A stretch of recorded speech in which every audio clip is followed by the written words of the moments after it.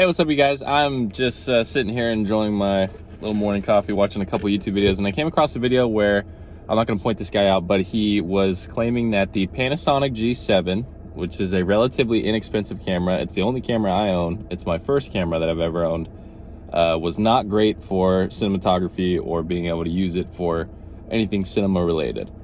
And I had to make this video because I don't think that could be further from the truth, especially in regards to beginning filmmaking. I am brand new to making films, like brand spanking new, don't know a thing. I edit everything on my phone. I'm gonna edit this video on my phone.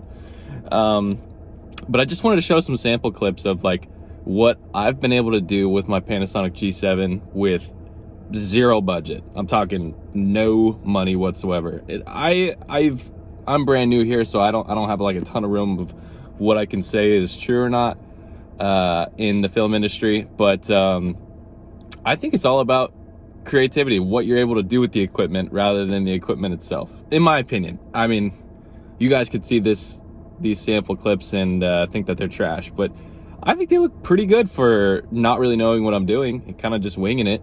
It's just me and one other person are making these videos, and they're a ton of fun, and they were all shot on a Panasonic G7 with a 50mm newer 50mm lens, and I use the kit lens that it came with the Panasonic G7, and these are some of the clips that I'm able to get. So check it out, let me know what you think. None of that matters now.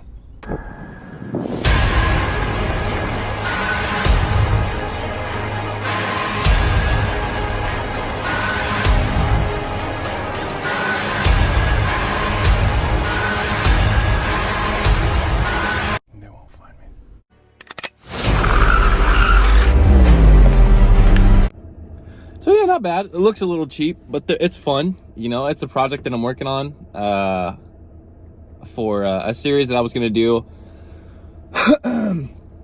for Resident Evil, and I star, act, and direct the whole thing, wrote it, and then in the middle of it, bam, they dropped an entire Resident Evil script. Netflix did, right on my toes, and I was like, God dang. I was in the middle of making this, and they were like, hey, actually, we have a $1 million budget, multi-million-dollar budget we're gonna throw right at you. And I was like, oh, well, I made this with, I think in total I've spent like maybe $250, including like, you know, locations, food, etc.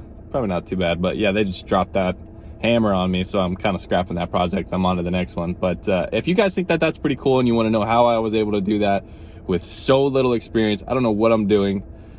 I've had people, maybe it's not as impressive as I think it is. I'm not tooting my own horn or anything, but I've had people reach out to me and say, hey, how did you do that? And I've been like, really? You think that's cool? So anyways, when I saw this guy's YouTube video, I had to jump on here real quick and say, hey man, do not underestimate the power of your equipment. Don't always think that you need to run out and buy yourself a new camera or something like that just because somebody on YouTube is telling you need to. You don't need to. You don't need to. And I've learned that. There was plenty of times where I was sitting there watching Amazon reviews for a lens that was going to cost me, you know, upwards of $1,200. And I don't got $1,200 just sitting around. Come on, second stimulus check. You know, I live in California. Rent is expensive out here, man. Rent is real bad down here in Southern California. So yeah, I don't have money for that kind of equipment at the moment. But I'm able to make do with what I have, man. And I think you guys should too. So if you guys want to know any tricks and tips of how I'm able to make my cheap equipment work the way that you just saw it work a little bit, it just takes a little bit of extra time, but you can make it look okay and decent. And like I said, I edit everything on my phone. I don't even color grade on a laptop or anything because I don't have a laptop or a computer that I can edit on, because even that's too expensive. So I do this all on my phone. I just do the Wi-Fi transferring because the Panasonic G7, you can transfer files directly from your camera to your phone if you have an iPhone. I don't know, I'm sure you can do the same thing on an Android, but yeah, super convenient. So I don't even touch a computer when I'm doing this stuff, man. So yeah, leave a comment below, leave a like, and let me know what you think about the Panasonic G7. What kind of equipment are you working with? Because I'm curious about what other people got going on in their camera bags. I don't even use camera bag because I can't afford one of those. But anyways, obviously that's a sign that I should probably cut it off because this video is getting a little too long. But yeah, leave a comment below. Be sure to like and subscribe if you're interested in videos like this. Maybe I'll go into more detail about like how I got certain shots, because I have a couple of behind the scenes shots, and I have a lot more coming, especially with the Resident Evil. Those are just a couple clips. I got a bunch of clips that are coming out. So yeah, I appreciate you guys watching.